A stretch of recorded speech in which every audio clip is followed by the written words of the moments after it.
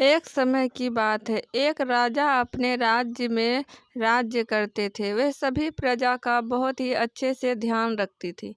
उस राजा का मानना था कि धन संपत्ति से दुनिया की किसी भी चीज को खरीदा जा सकता है और किसी भी इंसान को धन के आगे झुकाया जा सकता है।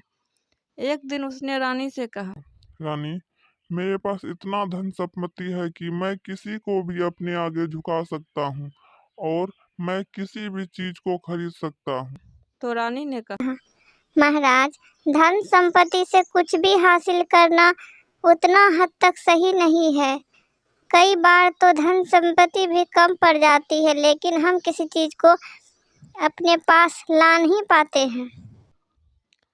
राजा उनकी बात से सहमत नहीं थे। उधर उन्हीं के राज्य में एक गरीब किसान भोला अपनी पत्नी के साथ रहता था।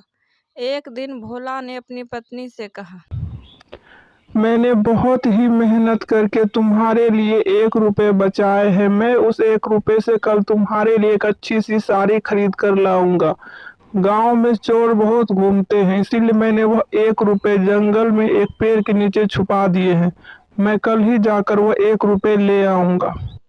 ऐसा कहकर वह किसान सो जाता है, लेकिन तभी सुबह जगता है और अपनी पत्नी से कहता है, मैंने बहुत बुरा सपना देखा। मेरे पैसे को चोर चुरा कर ले गए। मेरे 1 रुपए को ले गए चोर चुरा के। मैं अभी जा रहा हूँ। ऐसा कहकर वह किसान दौड़ता हुआ घर से निकल जाता है और गांव से दौड़ता हुआ वह उस जंगल की ओर जाने लगता है। तभी राजा साहब सुबह सुबह टहल रहे थे और उसे देख लेते हैं। राजा अपनी मंत्री को बुलाते हैं और कहते हैं, मंत्री जी, देखिए वह किसान ऐसे सुबह सुबह जंगल की ओर क्यों भाग कर गया। आप अभी उसे यहाँ पर पकड़ के लाइए। तभी उस किसान को महल में लाते हैं और राजा कहते हैं, तुम इतने सुबह सुबह जंगल की ओर क्यों भाग रहे थे, बताओ क्या बात है। तो उस किसान ने कहा, महाराज, मैंने अपनी पत्नी के लिए बहुत ही मेहनत करके 1 रुपए बचाए हैं और उसे जंगल के एक पेड़ के नीचे गाड़ कर रखे हैं। मुझे लगा कि वह पैसे कहीं चोर न ले जाए, यह सोच के मैं जंगल की ओर भाग के जा रहा था। मैं उस 1 रुपए से अपनी पत्नी के लिए साड़ी खरीदना चाहता हूँ। तो राजा ने कहा, बस इतनी सी बात। ठीक है, मैं तुम्हें उस 1 रुपए के बदले में 100 स्वर्ण मुद्राएं देता हूँ और उसे लेकर तुम घर जाओ। तो किसान ने कहा, नहीं महाराज, वह मेरी मेहनत की कमाई है। मैं उसे नहीं छोड़ सकता हूँ। मैं वह 1 रुपए लेकर ही घर जाऊंगा। तो राजा ने कहा, तुम ऐसे नहीं मानोगे। ठीक है, मैं तुम्हें 10,000 स्वर्ण मुद्राएं देता हूँ और तुम उस 1 रुपए को भूल जाओ। तो उस किसान ने कहा, महाराज, मैं अपनी मेहनत की कमाई नहीं भूल सकता हूँ। भले ही मेरे सामने कितना ही धन संपत्ति हो जाए, लेकिन वह मेरी मेहनत की कमाई है। मैं उसे नहीं भूल सकता हूँ। मैं उसे लेकर ही रहूंगा। तो राजा ने कहा, या तो तुम बेवकूफ हो या तो तुम बहुत ही होशियार हो। ठीक है, मैं भी तुमसे वह 1 रुपए भुलाकर ही रहूंगा और तुम वह 1 रुपए को भूल जाओगे। मैं तुम्हें अपनी आधी राज्य और आधी संपत्ति दे देता हूँ। बस मेरी एक ही शर्त है कि तुम वह 1 रुपए भूल जाओ। किसान अपना सर झुका लेता है, वह कुछ सोचने लगता है। तो राजा कहते हैं, मैंने कहा था ना, पैसों के आगे सब कुछ झुक जाता है और मैं किसी भी चीज को असंभव को भी संभव कर सकता हूँ। ऐसा कहकर वे लोग महाराज के कमरे में गए।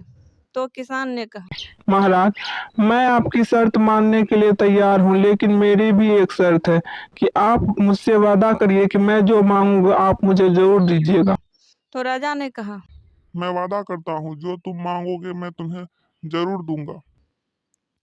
तो किसान ने कहा, महाराज, मुझे पश्चिम दिशा की जमीन आधी दे दीजिए। तो राजा ने कहा, लेकिन तुम्हारा घर तो पूर्व दिशा उस गांव में है, तो तुम पश्चिम दिशा की जमीन क्यों लेना चाहते हो। तो किसान ने कहा, मुझे माफ करिए महाराज, आपने मुझे वादा किया है और आप मुझे मना नहीं कर सकते, क्योंकि पश्चिम दिशा की जमीन में ही मैंने एक पेड़ के नीचे अपना 1 रुपए गाड़ कर रखा है और मैं वो 1 रुपए लेकर ही रहूंगा। किसान की बात सुनकर राजा सदमे में आ गया और वहीं वह गिर पड़े। उधर किसान आधा राज्य लेकर बहुत ही खुश था और साथ ही 1 रुपए भी लेकर। तभी रानी कहती है, महाराज, मैंने कहा था ना, पैसों से हर चीज खरीदी नहीं जा सकती है और आपकी एक हट ने आज हमसे आधी राज्य छीन ली है। आप इतनी जिद्दी के कारण वह किसान आपसे जीत गए और वह 1 रुपए भी ले गए और आधी संपत्ति भी। पैसे हर चीज नहीं खरीद सकते हैं महाराज। तो राजा ने कहा, रानी, आप बिल्कुल सही कह रही है। मैंने इतना बात सोचा ही नहीं था और मुझे लगता था कि मैं पैसे से हर चीज खरीद सकता हूँ। मेरा कहना गलत था।